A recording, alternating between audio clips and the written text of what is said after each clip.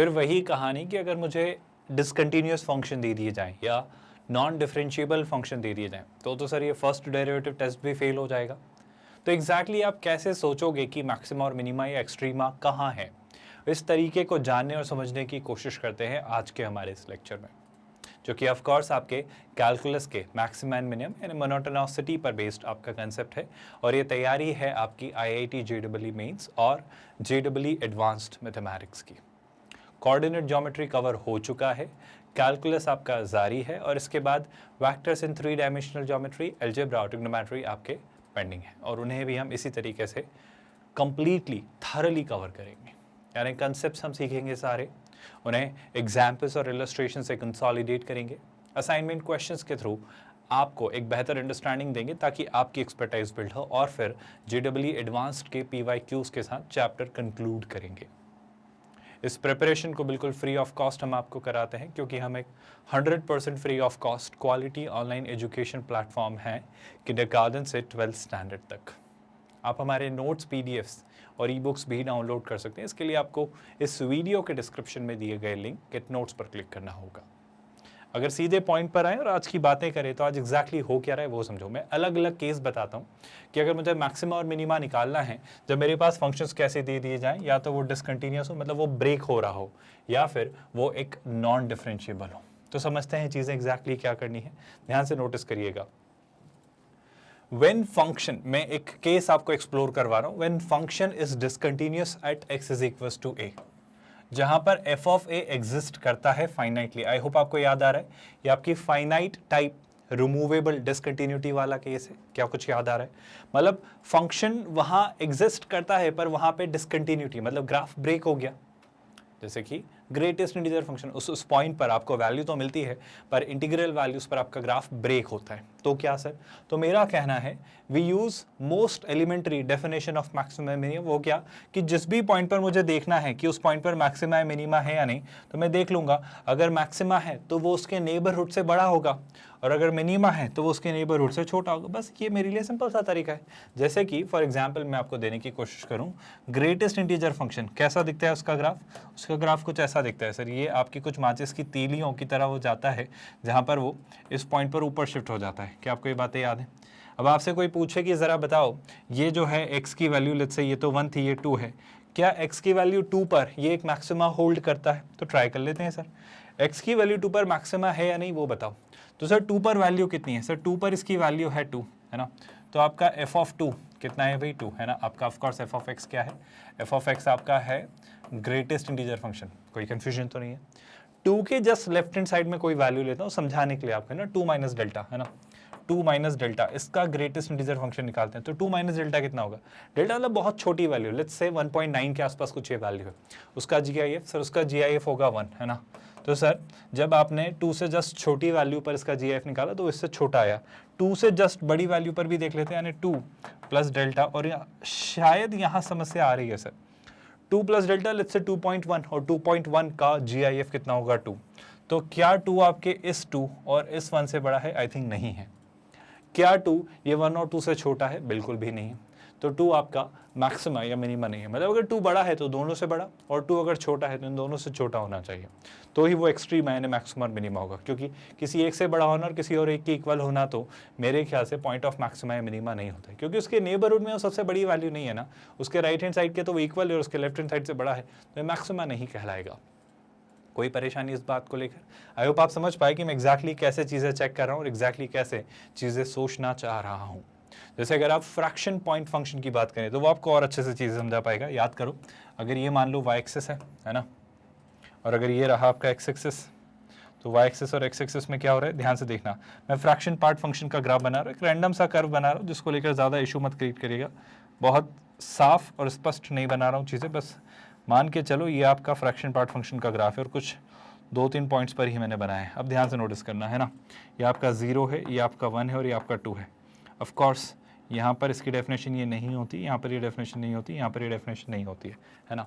मैं क्या कहना चाह रहा हूँ वो सोचो। मैं कहता हूँ कि ज़रा बताओ 1 पर आपको कोई एक्सट्रीमा यानी मैक्सिमा और मिनिमा मिल रहा है क्या? तो मैं कहूँगा सर 1 पर इस फंक्शन की वैल्यू क्या है? इस बार आपका फंक्शन क्या है?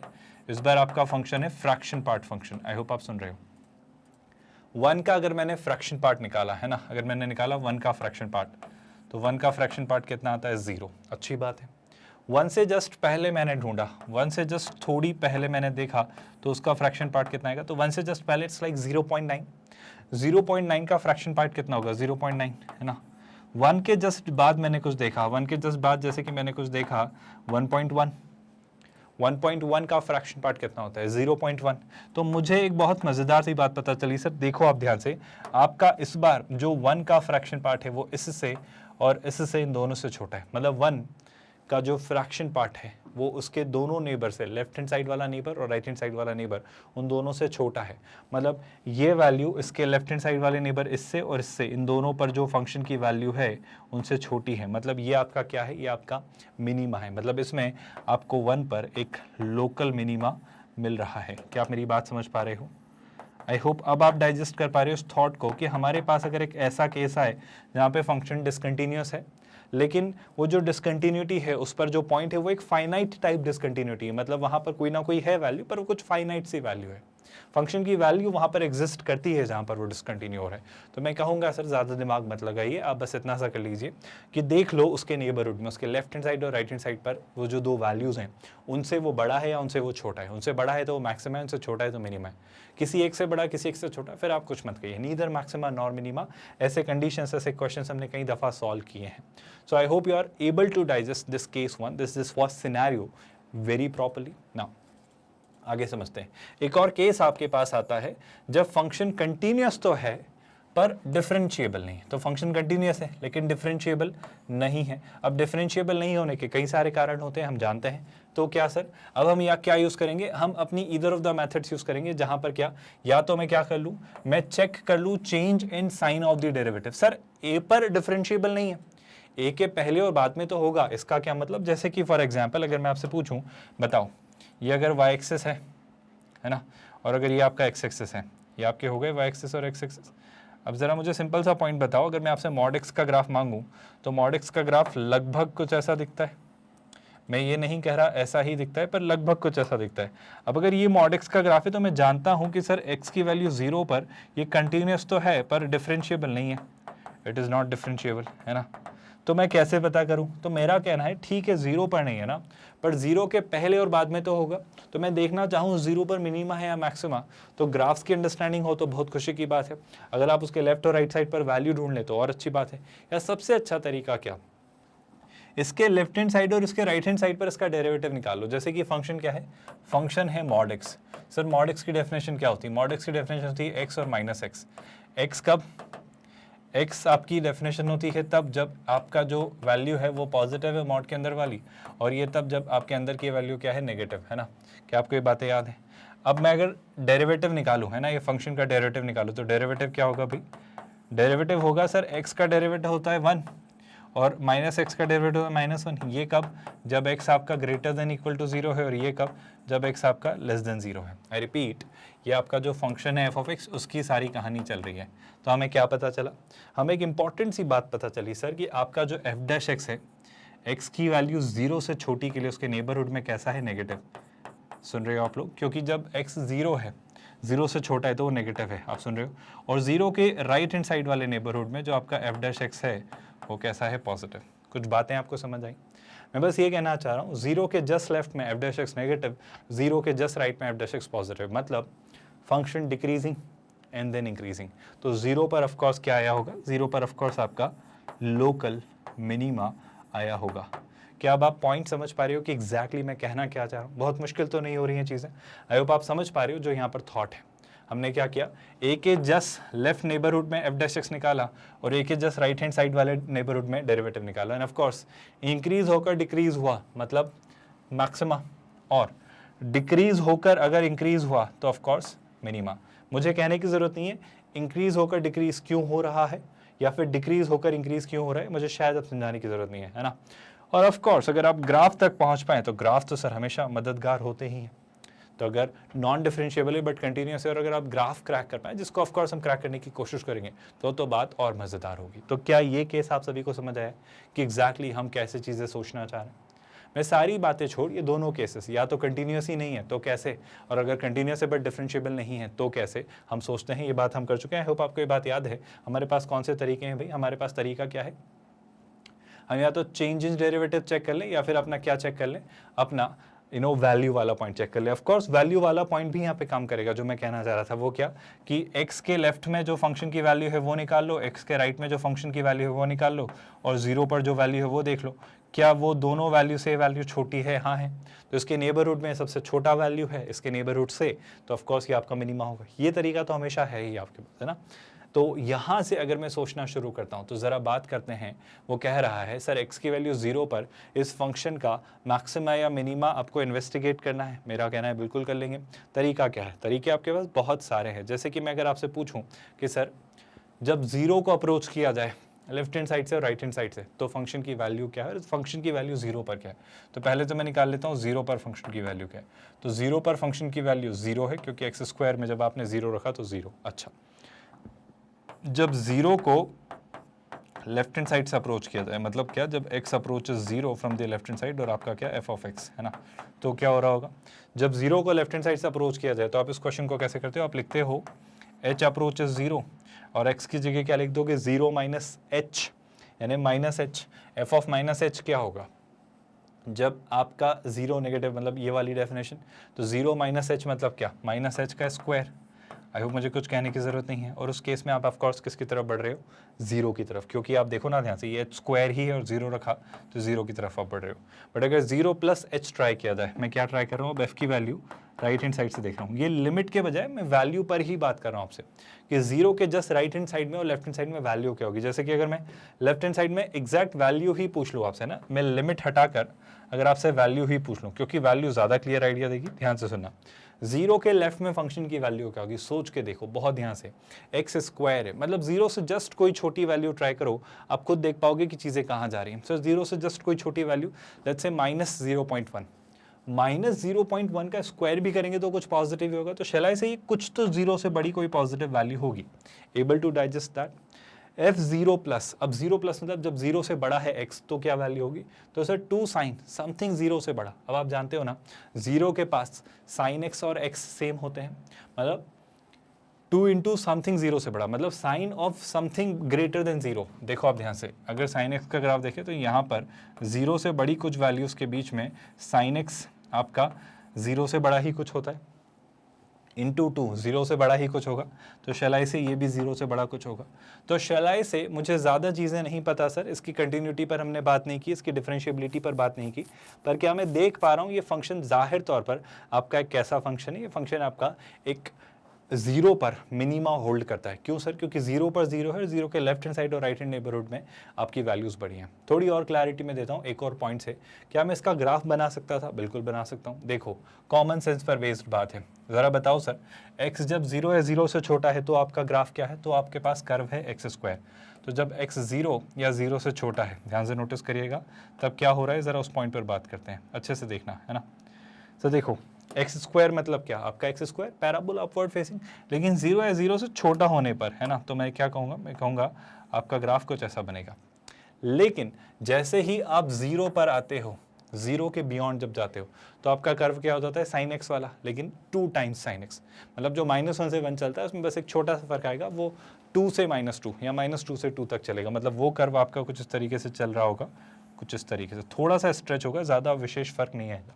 आप बात समझ पाए क्या, तो इस तरीके से कर्व चलेगा।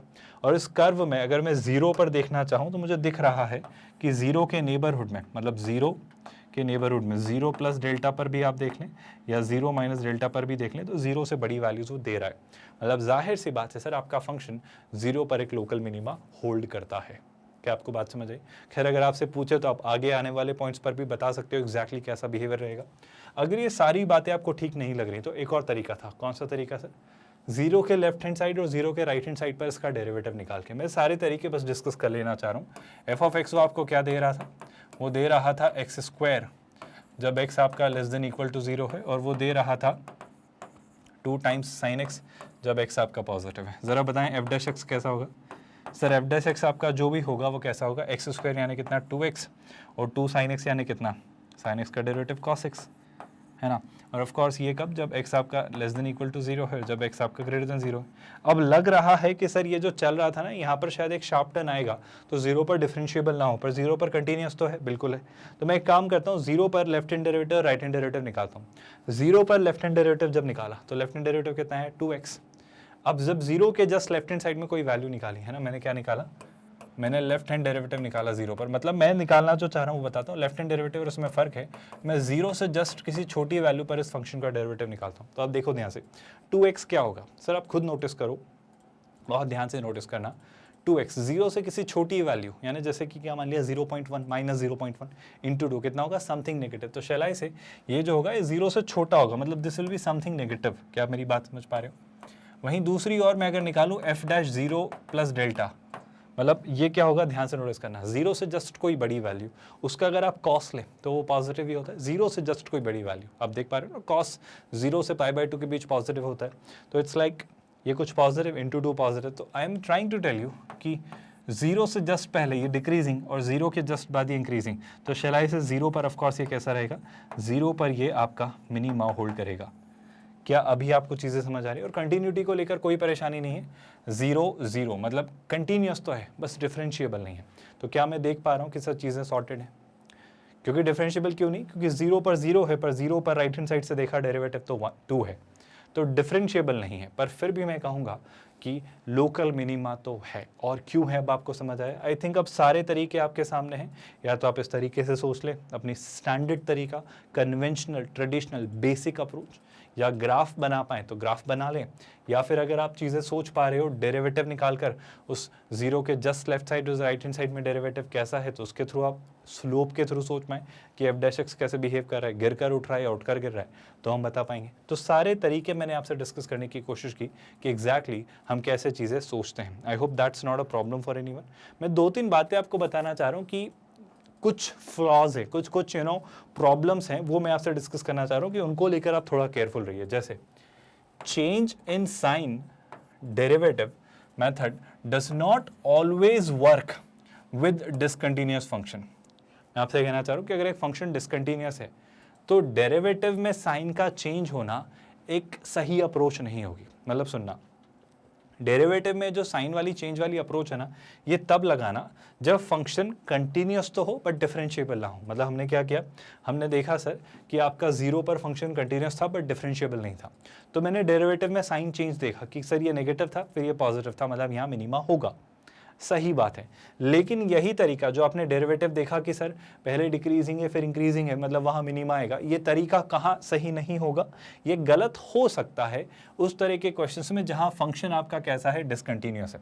समझना बात को, यहाँ पर सारी समस्या आपको दिखेगी, वही क्वेश्चन बट थोड़े अलग फैक्टर्स और पैरामीटर के साथ। x की वैल्यू जब नेगेटिव है तो x², x की वैल्यू जब 0 है तब 5 और ये 2 sin x। मतलब क्या ग्राफ बनेगा, मैं ग्राफ के थ्रू आपको बताता हूँ।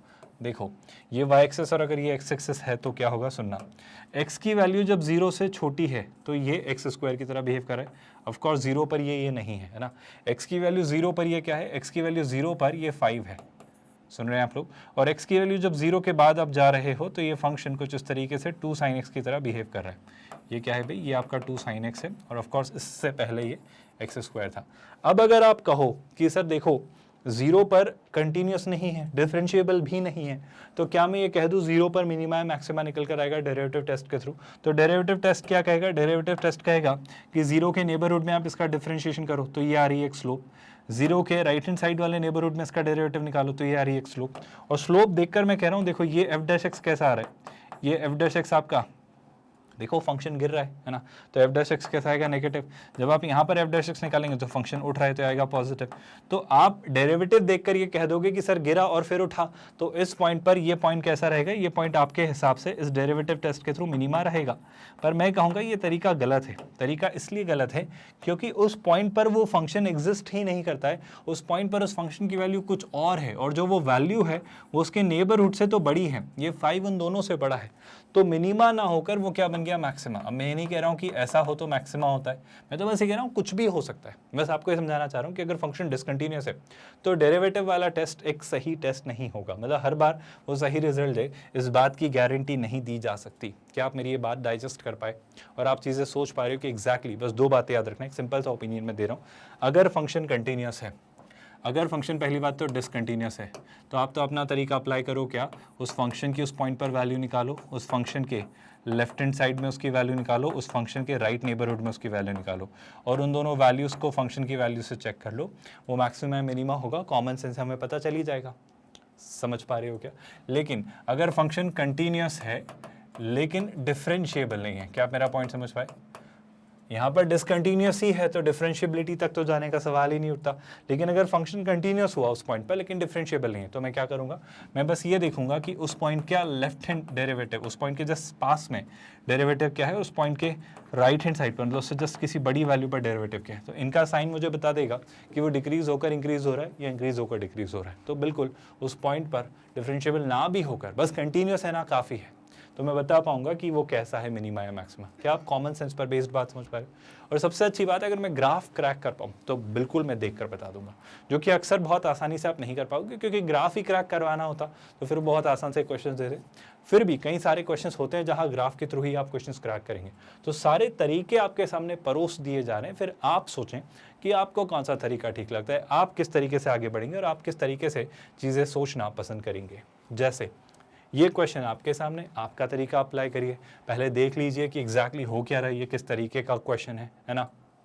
वो कहना ये चाह रहा है आप a की वैल्यू निकाल के बताओ सर, अगर x की वैल्यू 0 पर ये कौन सा पॉइंट अटेन करता है, ये एक पॉइंट ऑफ मैक्सिमा लेता है। मैंने आपकी सारी बातें मानी sir, point of maxima attain करवा देंगे, पर एग्जैक्टली ये क्वेश्चन है कैसा, क्या ये कंटिन्यूस है, क्या ये डिसकंटिन्यूस है, क्या ये एक मतलब किस तरीके का फंक्शन है, डिफरेंशिएबल है, नॉन डिफरेंशिएबल, एग्जैक्टली कैसा है वो समझना चाह रहा हूँ। सारी बातें छोड़ो, मैं सर इसके ग्राफ को लेकर थोड़ा आपको आइडिया देना चाहता हूँ। मैं एक जनरल मेथड भी आपसे डिस्कस करूंगा कि बिना ग्राफ के भी आप मैथमेटिकली कैसे सोच सकते हो, पर मैं कहना चाह रहा हूँ देखो ग्राफ भी बहुत ना मददगार होते हैं, समझना बात को। ये आपका क्या है, मान लो वाई एक्सिस है ना, और इसी तरीके से आपके पास क्या रहा होगा, एक्स एक्सिस। तो वाई एक्सिस और एक्स एक्सिस तो हैं, बिल्कुल हैं। अगर वाई एक्सिस और एक्स एक्सिस हैं तो क्या, तो कुछ ऐसा जनाब कि आप सुनिएगा ध्यान से, आई एम रियली सॉरी, इसे मैं थोड़ा सा उठा के नीचे लाता हूँ, मुझे थोड़ी सी ऊपर स्पेस की ज़रूरत होगी जो मैं देख पा रहा हूँ। cos पाई एक्स बाई 2, अब सुनो ध्यान से, x की वैल्यू कुछ इंटीग्रल में ट्राई करता हूँ है ना, जैसे मैंने x की वैल्यू क्या ट्राई करी 0, x की वैल्यू मैंने ट्राई करी 1, सॉरी लेट्स से -1, क्यों नहीं, आप x की वैल्यू राइट हैंड साइड पर ये सारी बात करें क्योंकि x जब पॉजिटिव है तब ये हो रहा है ना। तो x की वैल्यू लेट्स से जब 1 है तब क्या होगा, x की वैल्यू जब 2 है तो क्या होगा, x की वैल्यू जब 3 है तो क्या होगा। बस इतना काफ़ी है, इसके बाद आप पैटर्न समझ पाओगे। सुनना, जब x की वैल्यू 1 है तब क्या होगा, आप खुद कॉमन सेंस लगाओ। सर x की वैल्यू जब 1 है तो हो जाएगा cos पाई बाई 2, और cos पाई बाई 2 कितना होता है 0, आप सुन रहे हो। अच्छा, x की वैल्यू जब 2 है तो x की वैल्यू जब 2 है तो 2 बाई 2 से 2 कैंसिल, आप देख पा रहे हो, तो बचा कितना पाई, और cos पाई कितना होता है सर, cos पाई होता है -1, तो चला से और यहाँ कहीं ये वैल्यू होगा। और सुनना ध्यान से, जब x की वैल्यू 3 आपने रखी है ना, 3 के बाद मैं 4 भी ले ही लेता हूँ ताकि एक साइकिल तो आपको समझा पाऊँ। जब x की वैल्यू आपने 3 रखी तो cos 3 pi by 2, cos 3 pi by 2 वापस क्या होता है आपका 0। आई होप आप जानते हो पाई बाई 2 के ऑड मल्टीपल्स पर cos आपका 0 होता है। cos 4 पाई बाई 2, 2 से 2 कैंसिल, तो cos 2 पाई, तो पाई के इवन मल्टीपल्स पर cos 1 होता है, तो कितना हो जाएगा, ये यहाँ कहीं आ जाएगा। क्या अब आप समझ पा रहे हो जो मैं कहना चाह रहा हूँ? मतलब मैं आपको ग्राफ का थोड़ा आइडिया देना चाह रहा हूँ कि cos का ग्राफ कैसा रहेगा। cos का ग्राफ ऑफ कोर्स अगर आप 0 रखते हैं, वैसे 0 है नहीं बट समझाना चाह रहा हूँ, अगर आप 0 रखते तो cos 0 होता, यानी कितना होता, यानी अप्रॉक्सीमेटली आपका कितना होता, 1 होता। पर यहाँ पर वो ऐसा नहीं होगा, आप मेरी बात समझ पा रहे हो ना, यानी ग्राफ कुछ इस तरीके से कुछ ऐसा जा रहा होगा है ना, बहुत सही नहीं बना है बट फिर भी आई थिंक समझ में आने जितना काफ़ी है। ये बात आपको समझ आई क्या? तो ये आपका इस तरफ राइट हैंड साइड एक ऐसा कर्व बनेगा, क्योंकि ऑफ कोर्स बीच में जो वैल्यूज आएंगे उस तरीके से एडजस्ट होंगी है ना। यहाँ पर आपके पाई बाई 2 पाई ये सब नहीं आएंगे, इस बार 1 2 3 4 आएंगे, क्योंकि जैसे जैसे आप वो पास करोगे तो वो चीज़ें आपकी निकलती चली जाएंगी। क्या आपको ये बात समझ आई कि हमने cos पाई एक्स बाई 2 का ग्राफ कैसे बनाया? Common sense transformation of graphs और कुछ नहीं। आई थिंक मुझे इससे ज़्यादा कुछ यहाँ बोलने की ज़रूरत नहीं है। Next part, x plus A क्या होगा? सर अगर मैं आपसे पूछूं y is equals to M X plus C, अगर आपने पढ़ा है तो ये क्या होता था, ये एक स्ट्रेट लाइन होती थी। तो x प्लस ए भी क्या होगा? सर x प्लस ए आपकी एक स्ट्रेट लाइन होगी, लेकिन कैसी स्ट्रेट लाइन? मुझे a के बारे में कोई जानकारी नहीं है, पर मुझे x के कोफिशिएंट के बारे में जानकारी है कि वो आपका 1 है, यानी 1045, यानी स्लोप आपकी कुछ ऐसी, मतलब अगर वो स्ट्रेट लाइन में आपको समझाने की कोशिश करूँ तो कैसी बन सकती है, बस एक एग्जांपल देने की कोशिश करूँ। वो एक्स एक्सिस के साथ 45 डिग्री का एंगल बनाएगी, तो शैलाई से ये लगभग मुझे एक 45 डिग्री एंगल दिख रहा है, अगर मैं मान लूँ तो। क्या आप मेरी उस बात से सहमत हैं? अब ये लाइन या तो ऐसी हो जाती, या ये लाइन ऐसी हो सकती थी, या फिर ये लाइन कुछ इस तरीके से भी बिहेव कर सकती थी। मैं हर एक सिनेरियो आपको समझाने की कोशिश कर रहा हूँ कि आपको ये मेरी बात समझ आ रही है, मैं जो कहना चाह रहा हूँ। ये लाइन इन अलग अलग तरीक़ों से बिहेव कर सकती थी। मैंने 3 तरीके बनाए, अगर आप गौर से देखो तो आपको समझ आएगा कि इन 3 तरीक़ों में खास बात क्या है। इन 3 तरीक़ों में बहुत साधारण सी खास बात यह है, सुनिएगा ध्यान से, कि सर देखो, समझो बात को। यहाँ पर अगर आप देखोगे तो ये लाइन ऐसे आगे बढ़ रही होती तो भी 45 डिग्री बना रही होती, यहाँ भी 45 और ये भी 45 है। तो ये 3 जो केस मैंने आपको बनाकर देकर समझाने की कोशिश की है, ये महज इसलिए कि आप चीज़ें देख पाएँ कि 2 केस में तो डिसकंटिन्यू हो जा रहा है, एक केस में कंटिन्यूअस है बट नॉन डिफरेंशिएबल है। तो मुझे क्या चाहिए था? मुझे चाहिए था कि 0 पर आपको क्या मिले? मैक्सिमा। क्या मैं कुछ बताऊँ या आप मुझे बताएंगे कि 0 पर मैक्सिमा कैसे मिल सकता है? अगर मुझे 0 पर मैक्सिमा चाहिए और 0 पर जो वैल्यू इस लाइन के अकॉर्डिंग है, 0 पर जो वैल्यू है वो इस लाइन के अकॉर्डिंग है, तो या तो ये होगी, या फिर ये होगी, और या फिर ये होगी। बस एक छोटी सी बात और पूछ लेना चाह रहा हूँ, जब आपकी x की वैल्यू 0 होती है, x एक्सिस पर आप ओरिजिन पर आ रहे हो, मतलब x की वैल्यू 0 है, जब 0 रखी तो y की वैल्यू कितनी होगी? 0 + a, मतलब वो वैल्यू या तो यहाँ a होगी, या फिर ये वाला a होगा, या फिर ये वाला a होगा। दैट टोटली डिपेंड्स कि आपका a कहाँ पर है। अब मैं बस आपसे ये पूछना चाह रहा हूँ, किन हालातों में, किन सर्कमस्टांसेस में आप कंक्लूड करोगे कि आपका ए क्या हो, आपका ए क्या हो, ताकि फाइनली आपका ये जो पॉइंट है, जो x = 0 पर आप देख पा रहे हो, ये आपका पॉइंट ऑफ मैक्सिमा हो। बड़ा कॉमन सेंस वाली बात मैं आपसे कर रहा हूँ, कोई नई बात नहीं कर रहा हूँ, खुद सोच के देखो। अच्छा, इस पॉइंट पर अगर लेफ्ट हैंड साइड से देखा, कंटिन्यूटी क्या कहती है? कंटिन्यूटी कहती है सर उस पॉइंट पर वैल्यू, उसकी लेफ्ट हैंड लिमिट और उसकी राइट हैंड लिमिट सेम हो। तो लेफ्ट हैंड लिमिट और वैल्यू को तो मैं सेम कर दूंगा, जरा राइट हैंड लिमिट बताओ। राइट हैंड लिमिट किसके अकॉर्डिंग चलिए? कॉस्ट के अकॉर्डिंग। कॉस्ट जब 0 की तरफ आता है तो किस तरफ आता है सर? 1 की तरफ आता है। आई रिपीट, जब कॉस्ट 0 की तरफ आता है तो किसकी तरफ आता है? 1 की तरफ। यानी ये वो पॉइंट है जब a की वैल्यू 1 होगी। क्या आप मेरी बात समझ पाए? इससे आपको काफी हद तक क्लैरिटी मिल जाएगी कि एग्जैक्टली मैं कहना क्या चाह रहा हूँ। Did you all understand this? अब आप खुद बताओ, मुझसे पूछा जा रहा है ये पॉइंट ऑफ मैक्सिमा होना चाहिए। क्या आप नहीं देख पा रहे हो कि सर अगर ये पॉइंट ऑफ मैक्सिमा है तो ए को जाहिर तौर पर क्या वैल्यू लेनी चाहिए? क्या आप नहीं देख पा रहे हो? अगर ये पॉइंट आपका पॉइंट ऑफ मैक्सिमा है तो ए को क्या वैल्यू लेनी चाहिए? आप नहीं देख पा रहे हो क्या? सोच के देखो ना, अगर 1 के नीचे रहा ए, अगर 1 के थोड़ा भी नीचे रहा ए, जैसे कि मान लो यहाँ रहा, तो आप समझो ना समस्या क्या आ जाएगी। समस्या दिख रही है सर, समस्या ये है कि लेफ्ट हैंड साइड से आप देखोगे तो ए के नेबरहुड में वैल्यू छोटी होगी, बिल्कुल होगी, लेकिन इस पॉइंट पर वैल्यू ये हो जाएगी जिसके राइट नेबरहुड में वैल्यू ये होगी। आप सुन रहे हो क्या? मतलब ए के लेफ्ट नेबरहुड से तो ए बड़ा है, फंक्शन की वैल्यू ए पर, फंक्शन की वैल्यू ए पर जो है वो फंक्शन की ए के लेफ्ट नेबरहुड से तो बड़ी है, पर ए के राइट नेबरहुड पे जो फंक्शन की वैल्यू है वो उससे भी बड़ी है, फंक्शन की वैल्यू ए पर से। तो ये तो आपका मैक्सिमा बनने से रहा। तो मैक्सिमा बनाने का तरीका क्या होगा? मेरे ख्याल से सर इसको हटाओ, आप इसको भी हटा दो। अगर आपने ये ले लिया या ये ले लिया तो बिल्कुल बात बन जाएगी, मतलब ये या इसके ऊपर कुछ भी लिया तो बात बन जाएगी। आप खुद समझो, क्योंकि इस पॉइंट पर अगर मैंने देखा तो इसके लेफ्ट नेबरहुड और राइट नेबरहुड को ध्यान से देखो, या इसके ऊपर कोई भी पॉइंट जब मैंने लिया तो उसके लेफ्ट नेबरहुड या राइट नेबरहुड को देखो, खुद समझो, आप ध्यान से देखो। सर यहाँ पर जब मैंने देखा तो क्या हुआ? जब मैंने यहाँ पर देखा तो सर इसके लेफ्ट नेबरहुड में मान लो ये वैल्यू ली और इसके राइट नेबरहुड ने मान लो ये वैल्यू ली। क्या आप देख पा रहे हो? इन दोनों से ये वैल्यू बड़ी है। अब आप समझ पा रहे हो? या फिर यहाँ देखो, यहाँ पर ये आपकी फंक्शन की वैल्यू है, इसका लेफ्ट नेबरहुड ये है और राइट नेबरहुड ये, तो भी ये वैल्यू आपकी बड़ी है। तो मैं कहना चाह रहा हूँ ए जब 1 या 1 से बड़ा होगा, आई रिपीट, ए जब 1 या 1 से बड़ा होगा तो उस केस में आप x + a और cos πx/2 ये जो ग्राफ का ओवरऑल कॉम्बिनेशन बनेगा उसमें आप 0 पर मैक्सिमा आते हुए देख पाओगे, पर वो हमेशा इससे बड़ा होना चाहिए। तो एक केस तो क्या वो कंटिन्यूस था लेकिन डिफरेंशिएबल नहीं था, तो भी हम बना पाए। या फिर उसके अलावा मतलब डिसकंटिन्यूस ही हो जाए चलेगा, पर वो इससे ऊपर हो डिसकंटिन्यू, इससे नीचे ना हो। तो ये केस हमको अलाउड नहीं है, ये केस और ये केस अलाउड है। आई होप आप तीनों के थ्रू चीज़ें समझ पाए। सर ये तो आपने ग्राफ बना के देख लिया, मैं चाहता हूँ आप मैथमेटिकली प्रूव करो कि ऐसा होना चाहिए। तो मैथमेटिकली प्रूव करना तो और आसान है। मेरे लिए क्या चाहिए? मुझे ये चाहिए सर कि 0 पर जो फंक्शन की वैल्यू है वो इस फंक्शन के राइट हैंड लिमिट और लेफ्ट हैंड लिमिट से बड़ी हो जाए। क्या आप मेरी बात समझ पाए? मैं कहना चाह रहा हूँ इस फंक्शन की लेफ्ट हैंड जो वैल्यू है और जो राइट हैंड साइड पर वैल्यू है उससे बड़ी हो। किसकी वैल्यू? फंक्शन की वैल्यू 0 पर। तो सुनना ध्यान से, कैसे सोचेंगे? फंक्शन है आपका कॉस पाई एक्स बाई 2, ये कब है? जब x आपका 0 से बड़ा है। और फंक्शन है आपका x प्लस ए, ये कब है? जब आपका x 0 या 0 से छोटा है। ये आपका फंक्शन है, बिल्कुल सही बात। मुझे पहले तो आप ये बताओ फंक्शन की वैल्यू 0 पर कितनी है? सर आपके फंक्शन की वैल्यू 0 पर जो है वो अगर आपने 0 पास किया तो 0 प्लस ए कितना है? 0। बिल्कुल मान लिया आपकी बात। अच्छा, मुझे बस एक बात और बताओ, 0 पर अगर इसकी वैल्यू a है और ये मुझे चाहिए मैक्सिमम, मतलब a के नेबरहुड में, मतलब मैं आपसे कहना चाह रहा हूँ फंक्शन की वैल्यू 0 के जो नेबरहुड में होनी चाहिए वो क्या होनी चाहिए? a से छोटी होनी चाहिए। तो वो निकालने की कोशिश करते हैं। अब समझना बात को ध्यान से, मैं फंक्शन की 0 पर लेफ्ट हैंड लिमिट और राइट हैंड लिमिट के थ्रू थोड़ा सोचता हूँ, समझना ध्यान से, उससे मुझे डिसकंटिन्यूटी और इनको लेकर थोड़ा पता चलेगा।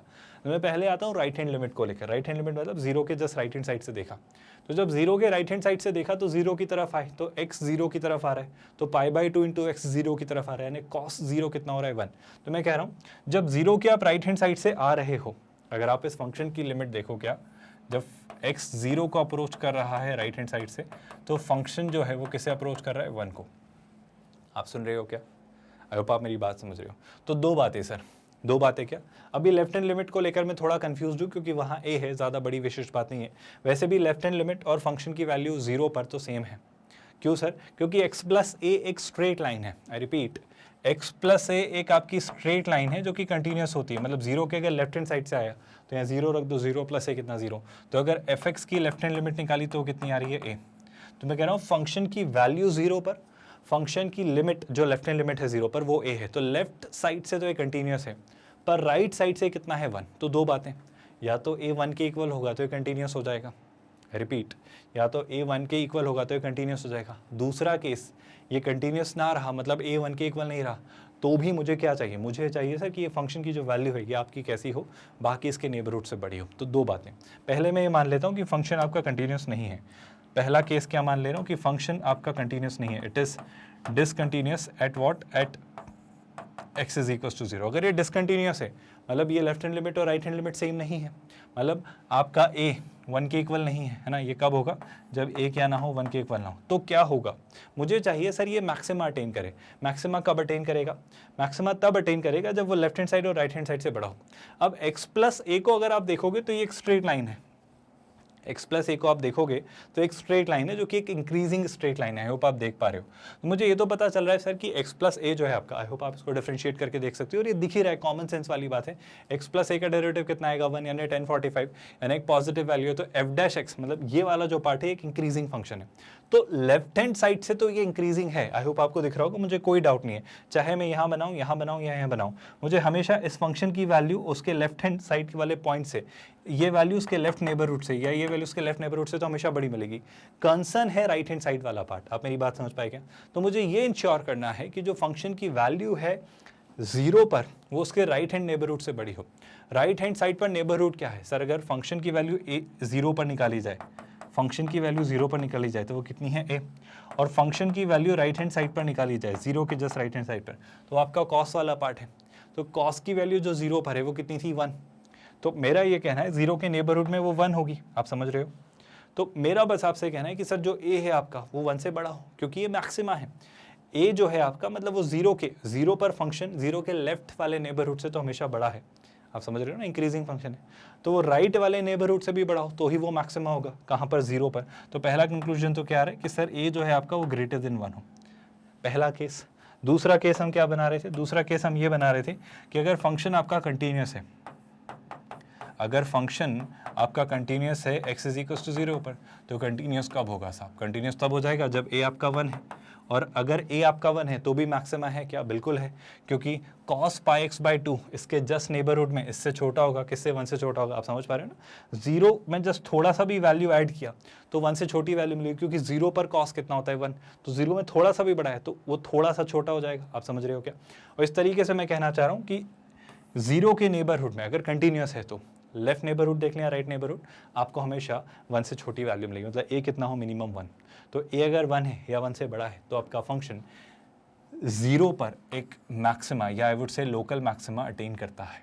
क्या मैथमेटिकल अप्रोच समझ आई?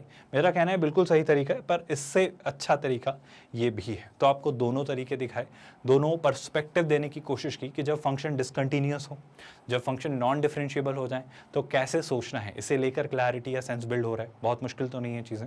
अगर थोड़ा भी कुछ समझ आया है तो थोड़ा और आगे बढ़ते हैं और एक और सवाल देखते हैं। पढ़िए ज़रा इसमें क्या लिख रहा है वो क्वेश्चन। अगर देखा जाए तो एफ ऑफ एक्स है minus X cube plus something और a lot of thing I would से।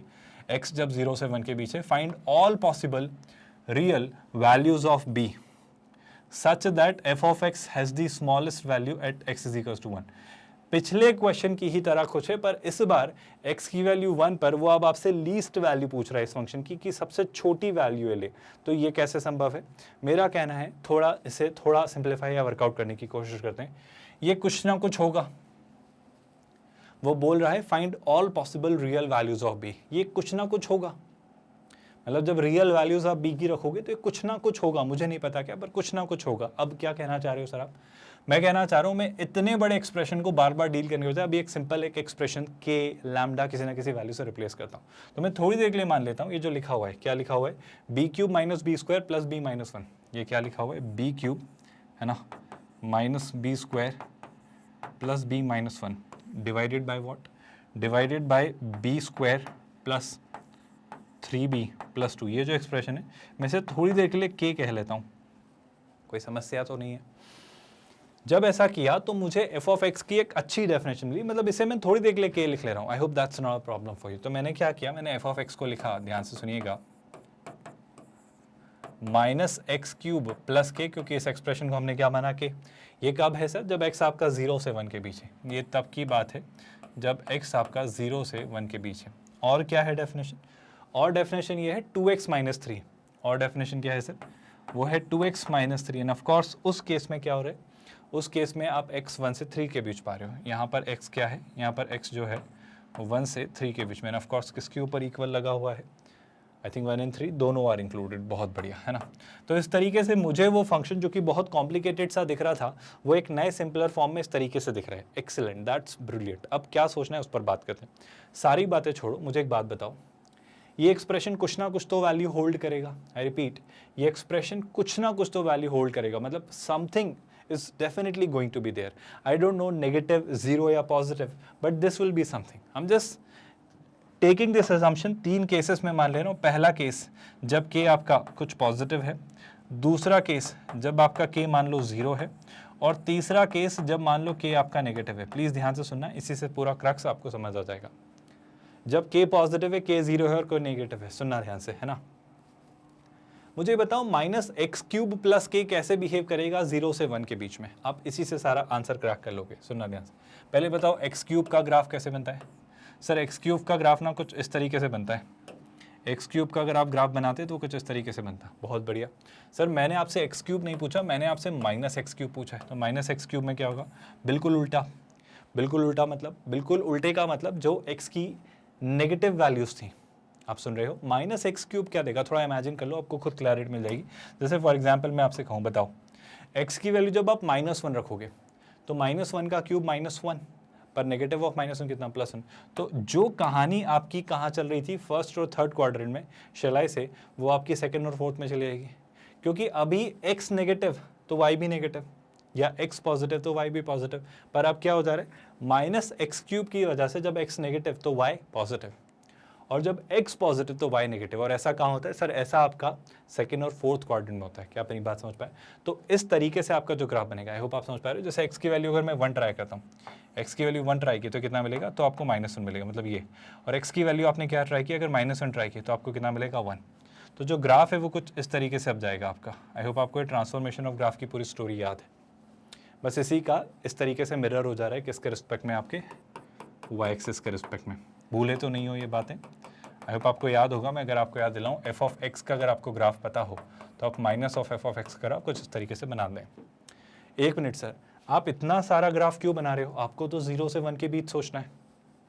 अगर मैं अभी सिर्फ बात करूँ अगर माइनस एक्स क्यूब की, तो 0 से 1 के बीच में शेलाई से ये कुछ ऐसा होता है, बिल्कुल बस इतना सा हिस्सा होता है। लेकिन आपने कुछ ऐसा किया है सर कि एक्स क्यूब में कुछ ऐड किया है। अब सुनना ध्यान से, 3 बातें। एक्स क्यूब में जब कुछ ऐड किया, अब सुनना ध्यान से, मैंने जब एक्स क्यूब में कुछ ऐड किया और मुझे पता है कि वो कुछ एक पॉजिटिव वैल्यू है, तो आप क्या याद होगा, आप के यूनिट ऊपर शिफ्ट हो जाते हो। अगर के आपकी पॉजिटिव वैल्यू है तो ये जो एक्स क्यूब का ग्राफ है वो कुछ ऐसा बन जाएगा। अगर के ज़ीरो होता, अगर के ज़ीरो होता तो ये माइनस एक्स क्यूब होता, उस केस में ग्राफ कुछ ऐसा होता। अगर के नेगेटिव होता तो ये और नीचे शिफ्ट हो जाता, तो उस तरीके में ये ग्राफ कैसा होता, कुछ इस तरीके से होता। आप समझ पा रहे हो ना। अगर आपने के ऐड किया तो आप के यूनिट ऊपर शिफ्ट हो जाओगे, अगर के ज़ीरो है तो वहीं रहोगे, और के अगर एक नेगेटिव वैल्यू है तो आप के यूनिट्स नीचे शिफ्ट हो जाओगे। क्या आपको ये तीनों सिनेरियो याद है? ये क्यों बता रहे हो सर? क्योंकि इसी से मैं इस क्वेश्चन के सोल्यूशन की तरफ पहुंचूंगा। तो पहले तो मैं बस इस पार्ट को ड्रॉ करना चाह रहा हूँ, इस पार्ट को, इस पर मैं आऊँगा, पर पहले इस पार्ट को देखना है ना। माइनस एक्स क्यूब प्लस के कैसे बनेगा वो समझते हैं, बहुत अच्छे से नोटिस करना और तीनों केसेस समझना। ये मान लो आपका पहला केस है ना, उसका मैं वाई एक्सिस ले ले रहा हूँ, यहाँ पर मैंने दूसरे केस का वाई एक्सिस ले लिया लेट्स से, और यहाँ पर हमने अपने तीसरे केस का वाई एक्सिस ले लिया। I hope it is not a problem for anyone. इसी तरीके से आपको एक्स एक्सिस की भी ज़रूरत लगेगी, तो ये मान लेते हैं हम क्या अपना एक्स एक्सिस। इसी तरीके से आपको दो एक्स एक्सिस और चाहिए होंगे, तो एक एक्सिस लेट्स से यहाँ ले लिया, और जो दूसरा एक्स एक्सिस है वो आगे और बढ़ाया, यहाँ कहीं ले लिया। अब कहानी किस और जा रही है जनाब? कहानी इस तरफ जा रही है सर, ध्यान से नोटिस करना है ना। पहला केस जब के आपकी कोई पॉजिटिव वैल्यू, कुछ भी हो सकता है 2, 5 कुछ भी है ना। दूसरा केस जब के आपका 0 है, और तीसरा केस जब के आपका नेगेटिव है ना, -2 कुछ भी। तो आप जानते हो जैसे कि माइनस एक्स क्यूब प्लस 2, तो उस केस में क्या होगा, माइनस एक्स क्यूब जो 0 से 1 के बीच ऐसा बन रहा था वो 2 यूनिट्स ऊपर शिफ्ट हो जाएगा। तो ग्राफ कुछ कैसा बनेगा, वो ग्राफ कुछ ऐसा बनेगा। क्या आप मेरी बात समझ पाए? एंड ऑफ कोर्स जब x 0 होगा तो माइनस एक्स क्यूब प्लस के कितना होगा, के। तो यहाँ पर आपको क्या मिलेगा, यहाँ पर आपको वैल्यू मिलेगी के। आप सुन रहे हो क्या? और जब x आपका 1 होगा, आई रिपीट, जब x आपका 1 होगा तो माइनस एक्स क्यूब प्लस के कितना होगा। आई होप आप देख पा रहे हो, मेरे पास कर्व ये कौन सा है, जो ओवरऑल ये कर्व बन रहा है, किसका बन रहा है? अभी फिलहाल मैं बना रहा हूँ अपना कर्व कौन सा, माइनस एक्स क्यूब प्लस के, है ना। तो जब x की वैल्यू 0 पास की तो कितना मिला, के। जब x की वैल्यू 1 पास की तो 1, तो k -1। तो ये जो वैल्यू है ये आपकी क्या है, ये आपकी वैल्यू है k -1। आई होप कन्फ्यूजन नहीं है। जब k की वैल्यू 0 है तो क्लियर सा माइनस एक्स क्यूब ये बनेगा, यानी कुछ इस तरीके से बनेगा। आई होप आप देख पा रहे हो, क्योंकि जब x की वैल्यू 0 तो 0, जब x की वैल्यू 1 तो ये -1, क्योंकि ये तो 0 है। तो इस तरीके से आपकी क्या क्या वैल्यू मिली है आपको, 0 और ऑफकोर्स क्या -1। बस बना दे रहा हूँ, कोई नई बात नहीं है। इसी तरीके से जब k आपका नेगेटिव है, कुछ डाउनवर्ड है, तो ऑफकोर्स ये और उतना ही यूनिट नीचे शिफ्ट हो जाएगा। तो लेट्स से यहाँ कहीं शिफ्ट हुआ, तो उस केस में क्या हो रहा है, नोटिस करिए ध्यान से, उस केस में ही हो रहा है सर। फिर वही बात, जब आप x की वैल्यू 0 ट्राई करते हो तो ये कितना हो जाता है, हो जाता है k। Of course k negative value, तो यहाँ कहीं कुछ होगा, है ना। और अगर आपने यहाँ देखा तो x की वैल्यू जब आपने 1 ट्राई की तो फिर वही बात k -1 या -1 प्लस के, है ना। तो ये जो वैल्यू हो जाएगी k -1। यहाँ पर ये याद रखना k नेगेटिव है, इट्स लाइक -2, तो -2 और ये -3, ऐसा 1 यूनिट का ये डिफरेंस है। क्या पहले तो ये ग्राफ आपको समझ आया कि ये ग्राफ कैसे बन रहा है? इस ग्राफ में तो कोई कन्फ्यूजन नहीं है, तीनों सिनेरियो क्लियर है। क्या कर रहे हो सर, कुछ ज़्यादा समझ नहीं आ रहा है। मेरा कहना है अभी बस ये मान लो कि ये कुछ है, तो उस केस में ग्राफ कैसे बन रहा है वो समझ आ रहा है। अब मैं आपसे कह रहा हूँ 2x - 3 कैसे बनेगा, 2x - 3 क्रैक करने की कोशिश करते हैं। अब मैं किस पर आना चाह रहा हूँ, मैं आना चाह रहा हूँ 2x - 3 के कर्व पर। ये कब था आपका, जब x जो था आपका वो कहाँ से कहाँ तक था, जब वो 0 से 1 तक था। अब आपको कहाँ से कहाँ तक बनाना है, जब आपका x 1 से 3 तक हो। देखो ध्यान से सुनना, कहानी यहीं खत्म हो जाएगी। x की वैल्यू 1 और 3 ट्राई करो, क्वेश्चन खत्म। x की वैल्यू 1 और 3 ट्राई की, जब x की वैल्यू 1 ट्राई करी तो कितना हो जा रहा है, ये 2 - 3 कितना, -1। तो ये कितना आ रहा है, x की वैल्यू 1 पर -1। तो अगर ये आपकी x की वैल्यू 0 थी और ये अगर 1 थी, है ना, ये 0 था और ये क्या था, 1 था, है ना। ये आपका 0 था और ये कितना था, 1 था। तो जब आपने x की वैल्यू 1 ट्राई की, ऑफकोर्स यहाँ पर ये वैल्यू नहीं है ना, इसके अकॉर्डिंग तो नहीं है। ये वैल्यू -x³ + k के अकॉर्डिंग नहीं है। अब कंटिन्यूस हो जाए वो बात अलग है, पर इसके अकॉर्डिंग तो नहीं है। अब मैं क्या कहना चाह रहा हूँ वो सुनना। जब आपने x की वैल्यू 1 पास की तो 1 रखा, तो 2 - 1 कितना, 2 - 3 कितना, -1। तो यहाँ पर मुझे कितना मिलता है, -1। -1 ऑफकोर्स कितना होगा सर, यहाँ कहीं होगा -1, है ना। अच्छा 3 भी रख देता हूँ, 3 रखा तो 3 × 2 कितना, 6। 6 - 3 कितना, रिपीट, 3 × 2 कितना, 6। 6 - 3 कितना, 3। अब वो 3 कहीं ना कहीं जाएगा। अच्छा x एक्सेस पर कहाँ इंटरसेक्ट करेगा, तो x एक्सेस पर अगर देखा जाए, कुछ तो मैं गड़बड़ कर रहा हूँ, क्योंकि अगर मैं x की वैल्यू 0 पास करता हूँ तो x की वैल्यू 0 पर ये कितना हो रहा है, ऑफ कोर्स ये 1 से 3 तक है ना, तो ग्राफ कुछ ऐसा बनेगा। सुनना ध्यान से, मैं 3 पॉइंट्स ही बना लेता हूँ। ये आपका 1 है ना, जहाँ पर ये क्या रहा -1, और यहाँ कहीं आगे मिलेगा 3, जहाँ पर ये कितना हो रहा है 3 पर अगर रखा तो 3 × 2 6, 6 - 3 3, तो कहीं ना कहीं आएगा। इस तरीके से से मान लेते हैं, यहाँ से कहीं ये जा रहा है ना, अगर ये 3 मैंने माना कुछ इतना यूनिट, जैसे 1 यूनिट है ना, तो 3 यूनिट्स 1 2 3 लगभग इतनी जा रही होगी। मैंने बस ऐसे ही रैंडम सा बना लिया है। तो ये आपका कर्व है, ये आपकी कौन सी स्ट्रेट लाइन है, आपकी स्ट्रेट लाइन है 2x - 3। आप सुन रहे हो क्या, बहुत ध्यान से नोटिस करना।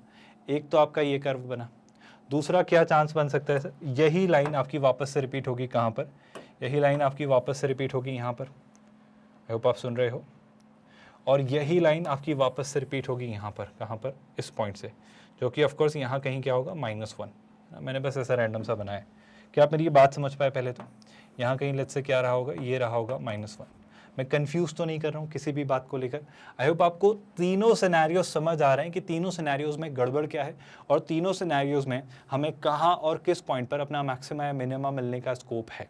मैं शुरुआत करता हूँ इस पार्ट से कि इसमें मुझे मैक्सिमा या मिनिमा मिलेगा या नहीं। गौर से नोटिस करना, और आपको रियलाइज होगा कि ये मैक्सिमा और मिनिमा से होते होते किसी और ही क्वेश्चन पर हम शिफ्ट हो गए। गौर से देखना, बताओ इस पॉइंट पर इस फंक्शन की वैल्यू कितनी है, -1। इसके जस्ट राइट हैंड साइड पर इससे बड़ी वैल्यू मिल रही है। अच्छा मुझे क्या चाहिए, 1 पर, ये भी देख लो, मुझे 1 पर मिनिमा चाहिए। मुझे 1 पर मिनिमा कब मिलेगा सर, 1 पर मिनिमा तब मिलेगा जब 1 के नेबरहुड से उसके पास 1 पर छोटी वैल्यू। सर 1 के राइट हैंड वाले नेबरहुड से तो ये छोटा है, पर 1 के लेफ्ट हैंड साइड वाले नेबरहुड पर जो वैल्यू है सर वो तो -1 से बड़ी है। रिपीट, 1 के राइट हैंड साइड वाले नेबरहुड से तो 1 पर वैल्यू छोटी मिल रही है, पर 1 के लेफ्ट हैंड साइड वाले नेबरहुड पर जब मैंने वैल्यू देखी फंक्शन की, तो वो 1 पर जो वैल्यू है उससे बड़ी है। तो क्या ये मिनिमा है? आई होप नहीं है। आपको दिख रहा है ग्राफ से ना कि इस वैल्यू से ये वैल्यू तो छोटी है। आई एम रियली सॉरी, ये मिनिमा है। आई एम रियली सॉरी, ये मिनिमा है ना। आई रिपीट माई स्टेटमेंट, मैंने उल्टा बोल दिया था शायद, है ये मिनिमा। मैंने शायद अभी कहा था कि मिनिमा नहीं है। आई एम रियली सॉरी, मैं कह रहा हूँ कि मिनिमा है। क्यों है? क्योंकि देखो यहाँ पर आप देख पा रहे हो कि ये जो वैल्यू है इससे ये वैल्यू छोटी है, और इस वैल्यू से भी ये वैल्यू आपकी छोटी है। क्या आपको ये बात समझ आई? तो शैल आई फर्स्ट ऑफ ऑल से कि सर अगर के पॉजिटिव हो गया तो मेरे जीवन की तो समस्या खत्म, मेरे जीवन की समस्या खत्म, क्योंकि अगर के पॉजिटिव रहा तो आपको डेफिनेटली 1 पर मिनिमा मिलेगा। अच्छा, अगर के 0 रहा तो भी देख लेते हैं सर। के जब 0 रहा तो देखो 1 पर तो जो वैल्यू है और 1 के जो नेबरहुड में वैल्यूज हैं, क्या वो वैल्यू 1 के नेबरहुड से छोटी है? हाँ सर है। आई होप आप देख पा रहे हो 1 पर जो वैल्यू है वो 1 के नेबरहुड से छोटी है। सेम वैल्यू मुझे यहाँ भी मिल रही है कि सर जो 1 पर वैल्यू है वो उसके नेबरहुड से छोटी है। तो मैं कहना चाह रहा हूँ के की वैल्यू 0 से बड़ी हो या के की वैल्यू 0 हो तो 1 पर मिनिमा मिलना तय है। क्या ऐसा यहाँ पर भी होगा? ट्राई करते हैं। तो जब के की वैल्यू 0 से छोटी है, सर जब के की वैल्यू 0 से छोटी है ना, तो फंक्शन की वैल्यू 1 पर ये है, आप सुन रहे हो, जो कि कितनी है, -1। फंक्शन की वैल्यू 0 पर ये है, जो कि कितनी है, -1। आई होप आप सुन रहे हो। लेकिन अगर के की वैल्यू आपने क्या रख दी भाई, के की वैल्यू -1 भी रख दी। अब सुनना, के की वैल्यू आपने -1 भी रख दी तो भी क्या गड़बड़ हो जाएगी, वो नोटिस कर रहे हो क्या? इवन -1 से थोड़ी बड़ी भी रख दी, मतलब के की वैल्यू 0 नहीं रख रहा हूँ, पर -1 से थोड़ी बड़ी भी रख देता मैं, तो आप प्रॉब्लम समझना। जैसे मैं लेता हूँ एक एग्जाम्पल, है ना, जैसे -1 से थोड़ी बड़ी वैल्यू ली, जैसे कि यहाँ से कुछ लिया, तो कुछ ऐसा जाएगा। मैं उस एग्जाम्पल लेकर बता रहा हूँ। तो उस केस में समस्या क्या होगी कि सर 1 पर ये वैल्यू है, 1 के राइट नेबरहुड में ये वैल्यू, लेकिन 1 के लेफ्ट नेबरहुड में ये ऐसी कुछ वैल्यू आ रही है। और जब ऐसी कुछ वैल्यू आ रही है तो क्या आप देख पा रहे हो सर ये मिनिमा नहीं बन पा रहे। आई होप आप नोटिस कर पा रहे हो, 1 पर जो वैल्यू है वो उसके राइट नेबर से तो छोटी है, पर उसके लेफ्ट नेबर से बड़ी है। तो ये मिनिमा है क्या? नहीं। तो मैं कहूँगा अगर के नेगेटिव रहा तो ये केस हमारे लिए एक्सेप्टेबल नहीं है, इसे हम डिस्कार्ड करेंगे। तो मेरे लिए जब मुझे 1 पर मिनिमा चाहिए तो मुझे के या तो 0 से बड़ा या 0 चाहिए। आप सुन रहे हो हमारा क्वेश्चन किस तरफ जा रहा है? मुझे के यानी ये एक्सप्रेशन 0 या 0 से बड़ा चाहिए। तो क्वेश्चन अब कुछ और बन गया है जनाब, ध्यान से सुनिएगा। आपका जो एक्सप्रेशन है, क्या आपका एक्सप्रेशन है b³ - b², है ना, प्लस b - 1। ये जो एक्सप्रेशन है आपका overall, end of course denominator में b² + 3b + 2, b² plus 3b plus 2, ये जो एक्सप्रेशन है आपका 0 या 0 से अगर बड़ा रहा तो आपको 1 पर मिनिमा मिलना तय है। पहले तो क्वेश्चन समझ आ रहा है हम कैसे सोच रहे हैं, कैसे हर एक चीज़ वर्कआउट की और कैसे हमारी ग्राफ ने अभी तक हेल्प करी है। बहुत मुश्किल तो नहीं हो रही है चीज़ें डाइजेस्ट करना, जो एग्जैक्टली मैं आपको पर्सपेक्टिव देना चाह रहा हूँ। अब अगर यहाँ से आगे मैं बढ़ा तो मैं आना चाह रहा हूँ इस पॉइंट पर कि सर अब इस एक्सप्रेशन को कैसे वर्कआउट करेंगे। मेरा कहना है ऐसा तो कुछ आपने किया है। सर कब किया है? अरे भाई आपने इनइक्वालिटी सॉल्व करी है, अगर आपको याद आ रहा हो तो इनइक्वालिटी सॉल्व करी है, आपने वेवी कर्व मेथड अप्लाई करना सीखा है, सब उसी का तो कुछ है। आपको समझ आ रहा है? रिलेशन इन फंक्शन चैप्टर में पढ़ी हुई बात मेरे शायद मोनोटोनोसिटी में काम आ रही है, और अभी तो थोड़ा पेशेंस रखिए, डिफरेंशियल इक्वेशंस में तक काम आएगी और ये पूरा सब मर्ज करके पूछेंगे आपसे। मतलब algebra, trigo, vectors in 3D सब कहीं ना कहीं कुछ ना कुछ किसी ना किसी तरीके से यूज़ होगा और अप्लाई होता चला जाएगा, और आपको हर एक चीज़ इस तरीके से सोचते आना चाहिए। तो यहाँ पर देखा जाए तो सर एक काम करता हूँ, बी स्क्वायर कॉमन लेता हूँ। अगर बी स्क्वायर कॉमन लिया तो ये क्या बन गया? ये बन जाता है आपका b-1। यहाँ ऑलरेडी क्या है सर? यहाँ ऑलरेडी आपका b-1 है। कंफ्यूज तो नहीं कर रहा हूँ? अच्छा, डिनोमिनेटर में भी फैक्टराइजेशन संभव है क्या? कोशिश करते हैं। सम चाहिए 3, प्रोडक्ट चाहिए 2। आई थिंक सर बन रहा है क्या? 2b प्लस b है ना, तो ये कितना बन जाएगा? ये बन जाएगा b square plus 2b plus b plus 2, and I want this expression to be positive. ज़रा और इसे देखते हैं, यहाँ से और यहाँ से b-1 कॉमन लिया तो एक फैक्टर तो क्या बन गया? b-1, और दूसरा फैक्टर क्या बनेगा? b square plus 1। और ध्यान से देखिए, यहाँ पर देखा जाए तो एक तो क्या बन जाएगा? देखो आप यहाँ से b प्लस 2, यहाँ b प्लस 2 बनाने के लिए प्लस 1 कॉमन लिया तो b plus 1 times b plus 2 है ना, तो फैक्टर जो मिलेंगे वो क्या मिलेंगे? b plus 1 times b plus 2, and this expression I want to be greater than equal to 0. Everyone with me so far? Any doubts, any confusions? So finally I get 3 points. कौन कौन? 1, -1 और -2। Sir यहाँ से कुछ क्यों नहीं ले रहे हो? आप देख लो, सवाल ही नहीं उठता। b square plus 1 is always going to be positive. आप b की कुछ भी वैल्यू ट्राई करो इस पार्ट के लिए, मतलब आप ऐसा नहीं कहोगे ना b स्क्वायर -1 के इक्वल हो जाए ना, b आपका आयोटा हो जाए, वो तो आप इमेजिनरी नंबर्स पे चले गए, तो आप ये नहीं सोचोगे, तो आप इन तीन के बीच में झूल रहे हो, है ना। तो अगर मैं वेवी कर्व मेथड यूज़ करूँ तो वो क्या कहती है सर? वो कहती है आपके पास क्रिटिकल पॉइंट्स जो आए वो आए -2, -1 और क्या? +1, है ना। ये ऑफकोर्स आपकी बड़ी से बड़ी कोई वैल्यू, ये ऑफकोर्स आपकी छोटी से छोटी कोई वैल्यू। आप सुन रहे हैं? अब सोचना अगर शुरू किया तो मैं कहानी जानता हूँ, राइट मोस्ट साइड से शुरू करते हैं, ऑल्टरनेट चलता है। देखो ध्यान से, 1 से बड़ी कोई भी वैल्यू ट्राई कर लो, जैसे कि 10, पॉजिटिव पॉजिटिव पॉजिटिव पॉजिटिव, तो ये क्या रहा? पॉजिटिव। अब आप ऑल्टरनेट चलाइए, नेगेटिव पॉजिटिव नेगेटिव। आप आराम से देख लीजिए, आपको अगर मेरी बात पर यकीन ना हो तो ट्राई कर लो। -1 से 1 के बीच 0 आता है, रखो। नेगेटिव पॉजिटिव पॉजिटिव, देखो नेगेटिव। -1 -2 के बीच कुछ भी ट्राई करो, आप देख लोगे, इवन यहाँ भी आप देख लोगे। मुझे क्या चाहिए था? मुझे ये expression greater than equal to 0 चाहिए। जब मुझे expression greater than equal to 0 चाहिए, मतलब 0 है 0 से बड़ा। 0 कब होगा सर? अच्छा, -1 और -2 को मैं इंक्लूड नहीं कर सकता हूँ, ये बात आप जानते हो, क्योंकि -1 और -2 पर डिनोमिनेटर 0 हो जाएगा। तो मैं इंक्लूड 1 को कर सकता हूँ क्या? हाँ सर कर सकता हूँ। क्यों? क्योंकि 1 पर आप 0 हो जाओगे और 0 चलेगा। सुन रहे हैं आप लोग? तो इस तरीके से अगर मैं देखूं तो मुझे ये पॉजिटिव या 0 चाहिए। पॉजिटिव मतलब कब सर? या तो आप -2 से -1 के बीच खेल लो, आप सुन रहे हो, या फिर आप कब खेल लो सर? 1 से बड़ा कोई वैल्यू ले लो। 1 को इंक्लूड कर सकता हूँ, इसलिए मैं इस पर क्या लगाऊंगा? Closed bracket. और ये सब किसकी वैल्यूज़ हैं? ये सब आपके b की वैल्यूज़ हैं। मतलब जब b आपका यहाँ से यहाँ या यहाँ से यहाँ के बीच में कुछ होगा, तब आपका ये एक्सप्रेशन जो है ये हमेशा आपका ओवरऑल पॉजिटिव या फिर 0 होगा। और उस केस में ये और ये जब मिलकर कुछ बनाएंगे तो उस केस में आप 1 पर हमेशा एक मिनिमा पाएंगे। आप हर एक बात समझ पा रहे हो जो आपको समझाने की कोशिश की जा रही है, जिस तरीके से क्वेश्चन हमने वर्कआउट किया है। अगला क्वेश्चन क्या होगा उस पर बात करते हैं। आई होप इस क्वेश्चन में अब चीज़ें क्लियर हो चली हैं और आप समझ पा रहे हो आपके स्क्रैच से हम IIT JEE मेंस के थ्रू जाते हुए आपको कैसे JEE एडवांस के लिए प्रिपेयर कर रहे हैं। इस क्वेश्चन को देखिए, वो क्या लिख रहा है?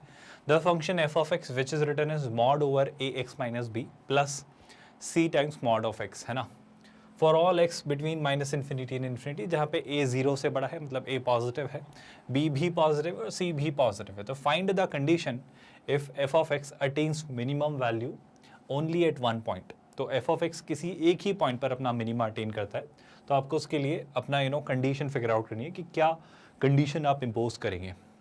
मेरे लिए सवाल यह है सर समस्या खत्म हो जाती है अगर मुझे ए बी और सी में रिलेशन पता होता, क्योंकि अगर ए बी और सी मैं जान जाता, अगर मैं ए बी और सी वर्कआउट कर पाता तो मैं क्वेश्चन खत्म कर देता। तो मेरे लिए यही समस्या है कि मैं मतलब ग्राफ ही बना देता ना फिर मैं कि कैसा बनता है, तो मैं मिनिमम मैक्सिमम फिगर आउट कर लेता। पर यहाँ पर यही दिख रहा है कि चीज़ें बहुत अच्छे से दिख नहीं रही हैं।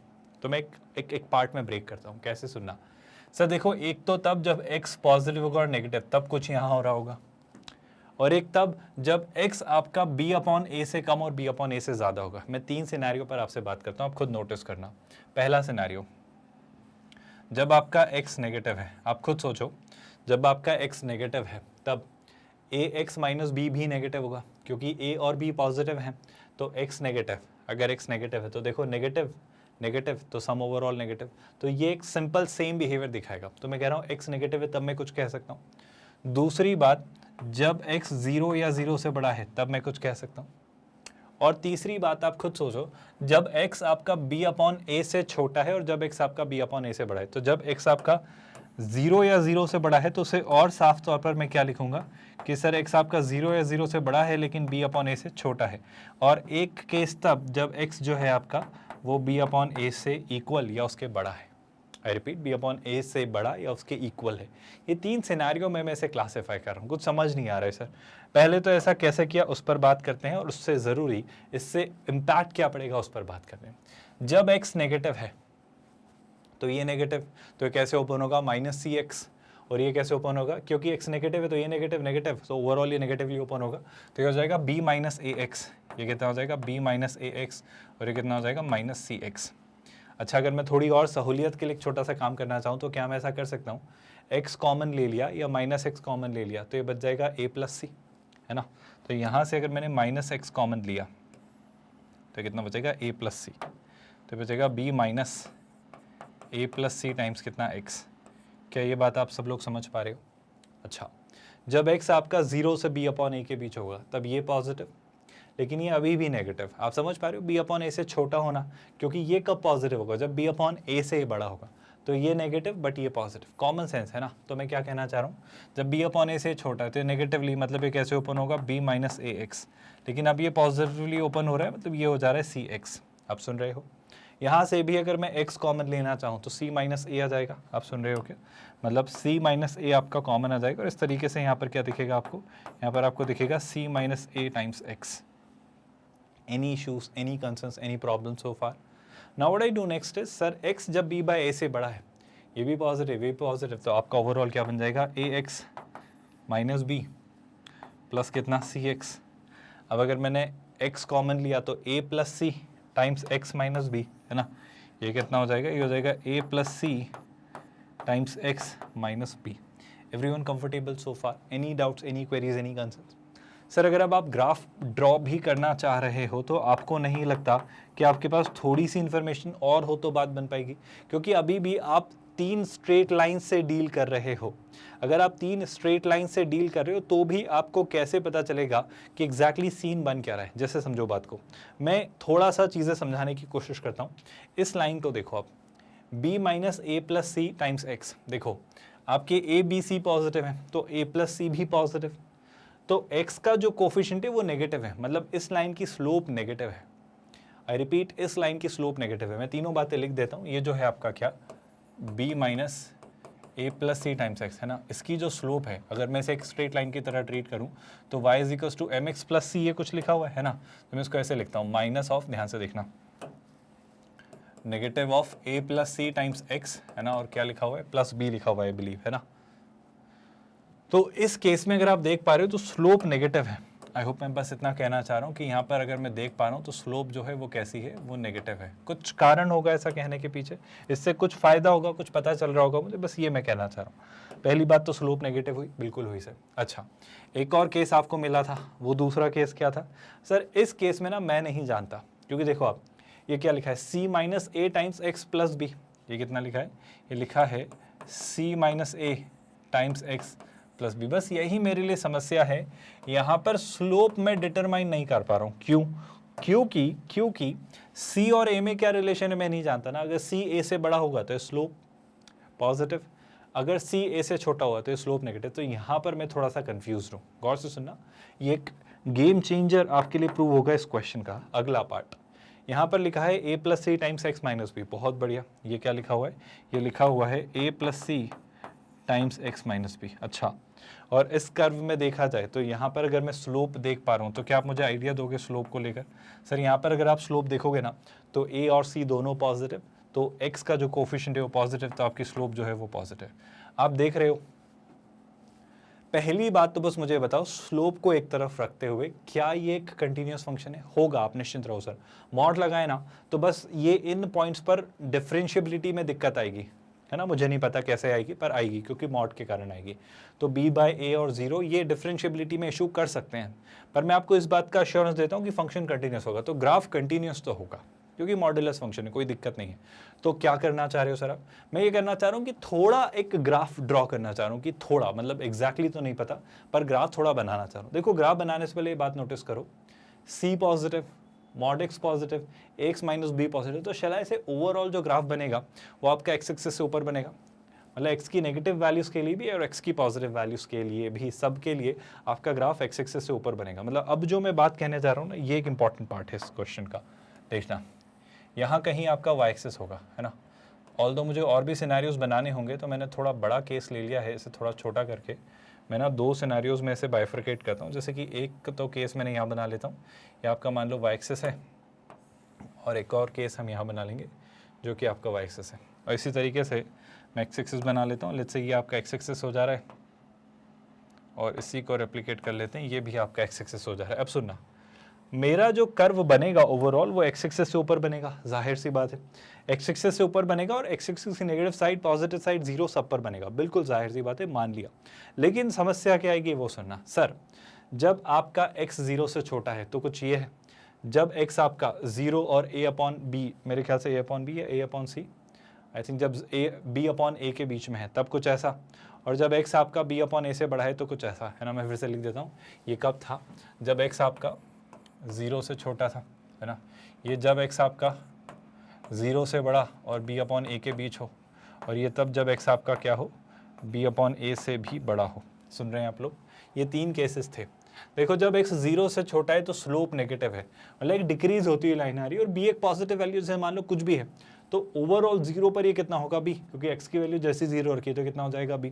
तो एक डिक्रीज होती हुई लाइन आ रही है जो कि x एक्सिस की वैल्यू, जब x की वैल्यू 0 हो रही है तो b अटेन कर रहा है। मतलब अगर मैं एक इस तक का ग्राफ बनाऊं तो इसमें कहीं से कहीं तक कोई डाउट नहीं है सर, ये ग्राफ आपका ऐसे ही बनेगा। मतलब ये ग्राफ एक डिक्रीजिंग फंक्शन है जो कि इस तरीके से आपका बन जाएगा, चाहे आप यहाँ बनाएं या यहाँ बनाएं। आप सुन रहे हैं क्या? दोनों ही केस में ग्राफ ऐसा बनेगा। मतलब कौन सा? जब x की वैल्यू नेगेटिव है तो जाहिर सी बात है सर, क्या हो रहा है, तब एक नेगेटिव स्लोप के साथ आप आ रहे हो, मतलब डिक्रीजिंग लाइन है। नेगेटिव स्लोप मतलब क्या? एक लाइन जो डिक्रीज हो रही है, और क्या प्लस b। तो यहाँ पर जैसे ही 0 होगा वो क्या वैल्यू अटेन करेगा? वो वैल्यू अटेन करेगा b। आप निश्चिंत रहिए, वो वैल्यू b अटेन करेगा, फंक्शन कंटिन्यूअस होगा क्योंकि मॉड्यूलस फंक्शन है। फिर क्या हुआ? फिर कुछ हुआ सर, और मुझे स्लोप नहीं पता है, तो इतनी देर के लिए मुझे नहीं पता है, तो अभी मैं ग्राफ नहीं बनाता, है ना। 0 से b अपॉन a तक का मैं ग्राफ नहीं बना रहा, तो ये 0 है और यहाँ कहीं let's say b upon a है, जहाँ तक का मैं ग्राफ नहीं बना रहा हूँ, है ना। फिर वही बात, ये लेट्स से 0 है और ये b अपॉन a है, यहाँ तक का मैं ग्राफ नहीं बना रहा। लेकिन इसके बाद क्या हो रहा है ज़रा वो बता दो सर। इसके बाद जनाब ये हो रहा है, ध्यान से सुनिएगा, 0 से जब b अपॉन a के बाद आप निकले तो b अपॉन a के बाद फंक्शन ने फिर कुछ किया। क्या किया? फंक्शन ने कुछ ऐसा किया कि सर y की जो वैल्यू, अब वो एक पॉजिटिव स्लोप कैरी कर रहा है ना। और पॉजिटिव स्लोप जब वो कैरी कर रहा है तो वो अपनी एक वैल्यू लेकर चल रहा है जो कि क्या है, a plus c times x minus b. I hope आप सुन पा रहे हो, मैं फिर से कहता हूँ, a plus c times x minus b. तो ये कुछ ना कुछ वैल्यू के साथ आगे बढ़ रहा है जब x की वैल्यू b/a से बड़ी है। तो शैलाई से एक लाइन है जो कि एक इंक्रीजिंग लाइन हो गई ना, तो इसके बाद एक इंक्रीजिंग लाइन बनानी है जो कि हो सकता है यहाँ से जा रही हो। अब मैं कुछ पॉसिबिलिटी पर बात कर रहा हूँ ना, जो कि हो सकता है यहाँ से जा रही हो, या जो कि हो सकता है यहाँ से जा रही हो, जो कि कहीं से भी जा सकती है, जो कि हो सकता है इसी के इक्वल कहीं किसी पॉइंट से जा रही हो। मैं बस कुछ पॉसिबिलिटीज़ बना दे रहा हूँ और हर एक पॉसिबिलिटी पर हम अपना डिस्कशन जारी रखेंगे कि चीज़ें कैसे कैसे जा सकती थी। मैंने बस अभी यहाँ से ना टेक्निकली 3 केसेस के लिए और 3 केसेस के लिए तो टोटल 6 केसेस बन सकते हैं, और सोचता हूँ तो और 3 केसेस बन सकते हैं। खैर मैं उन केसेस में नहीं जाना चाह रहा, मैं तो एक रैंडम सा आइडिया दे रहा हूँ कि ये लाइन कैसे भी जा सकती थी। अब आप मेरी बात समझने की कोशिश करना, आपको बात समझ आएगी कि मैं क्या कहना चाह रहा हूँ। उसकी क्वेश्चन में कंडीशन को पढ़ो, आपको खुद सवाल समझ आ जाएगा कि मुझे क्या चाहिए। आप क्वेश्चन को देखो, क्वेश्चन ने कहा find the condition if f of x attains minimum value only at one point. आपको इसका मिनिमा एक ही जगह चाहिए। मैं ये कह रहा हूं मेरे पास लिबर्टी क्या है, मेरे पास लिबर्टी है एक स्लोप मुझे नहीं दी गई।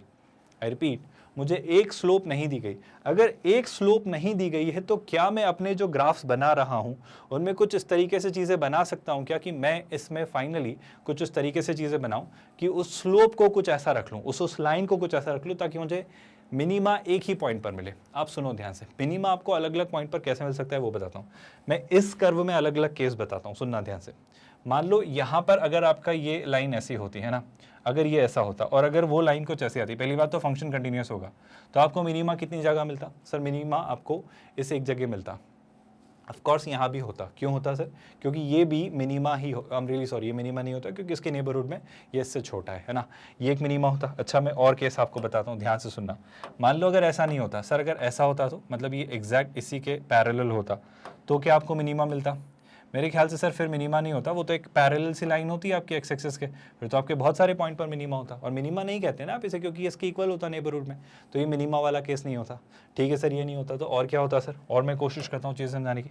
अच्छा, इसके बजाय अगर ये लाइन जो है ये इसके ऊपर से कहीं से जा रही होती तो क्या होता? तो उस केस में सर आपकी ये लाइन कुछ इस तरीके से जा रही होती, उस केस में आपकी ये लाइन कुछ इस तरीके से जा रही होती है। जब ये कुछ इस तरीके से जा रही होती है तो भी आप नोटिस करो आपको यहाँ पर 0 पर एक मिनिमम मिल जाता है। यहाँ पर तो नहीं मिलता b बाय a पर यहाँ मिलता।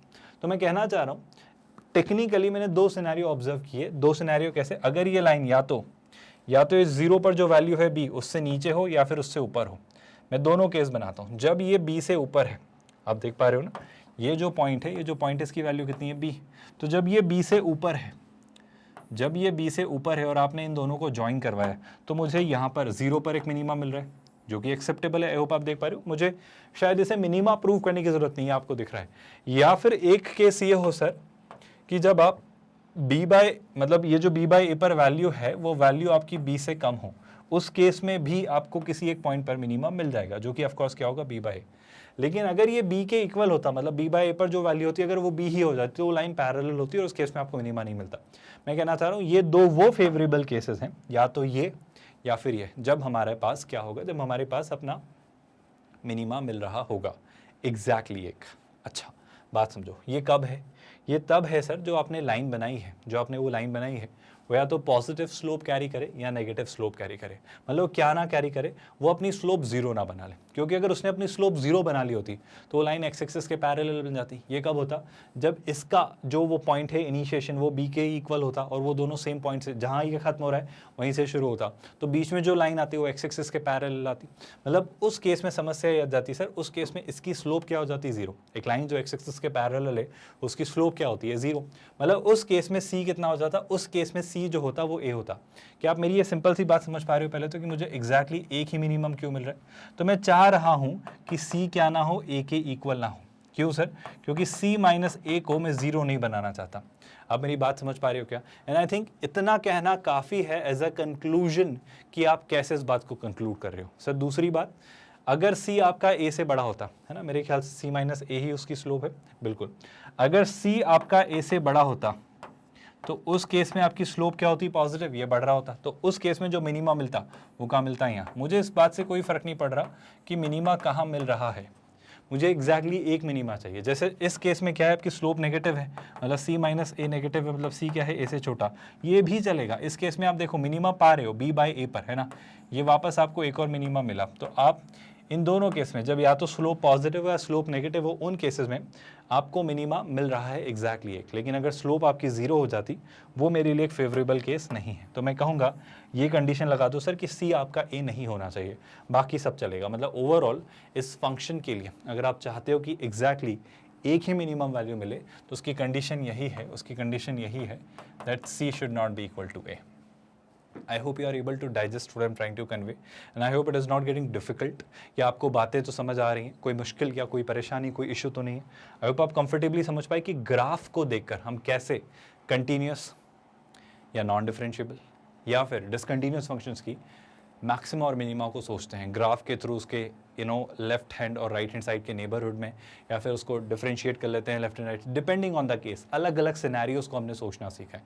And I hope you have gotten comfortable at that कि चीज़ें एग्जैक्टली हमने कैसे वर्कआउट करना सीखी हैं। मैं एक सिंपल सी पॉइंट आपको बस समझाने की कोशिश कर रहा हूँ कि ये जब पार्ट हमारा हो चला है, तो हमने ये डिस्कशन कर लिया है, तो हमारा जो नेक्स्ट पार्ट होगा उसमें हम बात करेंगे कि आप किसी भी हिस्से में जब आप अब ग्लोबल मैक्सिमा या ग्लोबल मिनिमा निकालना है तो उस पर कैसे बात करते हो। ये बात हम करेंगे आने वाले लेक्चर्स के दौरान। पर अभी जब ये डिस्कशन हमने किया कि फंक्शन डिसकंटिन्यूअस हो या फंक्शन आपका नॉन डिफरेंशिएबल हो तो चीज़ें कैसे सोची जाती है, और क्लियर है आपको अलग अलग तरीके, है ना। मैं ये बात, आई होप आप अभी बात ये जानते हैं कि हम स्क्रैच से बिल्कुल बेसिक से JEE एडवांस तक जाते हैं हर चीज़ को लेकर, मतलब बिल्कुल थरो, बिल्कुल कॉम्प्रहेंसिवली, हर एक चैप्टर, हर एक कंसेप्ट, हर एक टॉपिक, चाहे उन्हें कोऑर्डिनेट ज्योमेट्री में हमने बात करी हो, या जो अब हम कैलकुलस में कर रहे हैं वो हो, या जो हम आने वाले समय में vectors in 3 dimensional geometry, algebra, trigonometry में करेंगे। मतलब कंसेप्ट को करना, उसके एग्जाम्पल्स करना, उसे कंसोलिडेट करना इलस्ट्रेशंस के थ्रू, यानी कि एग्जाम्पल्स के थ्रू बेसिकली, देन आपको असाइनमेंट क्वेश्चंस देना आपकी प्रैक्टिस के लिए, एंड देन शिफ्ट होना JEE एडवांस्ड के PYQs पर, ताकि आप अच्छे से उस चैप्टर को बाइंड अप या कल्मिनेट कर पाए। और ये सारी तैयारी बिल्कुल फ्री ऑफ कॉस्ट हम आपको करा रहे हैं, मतलब हम कोई चार्जेस नहीं लेते। हम एक 100% free of cost quality online education platform है किंडरगार्टन से 12th स्टैंडर्ड तक। आप हमारे नोट्स, PDFs और ई-बुक्स भी डाउनलोड कर सकते हैं। इसके लिए आपको इस वीडियो के डिस्क्रिप्शन में दिए गए लिंक गेट नोट्स पर क्लिक करना होगा। With that let's call it today here. ख्याल रखिए अपना। Thank you so much for watching this video.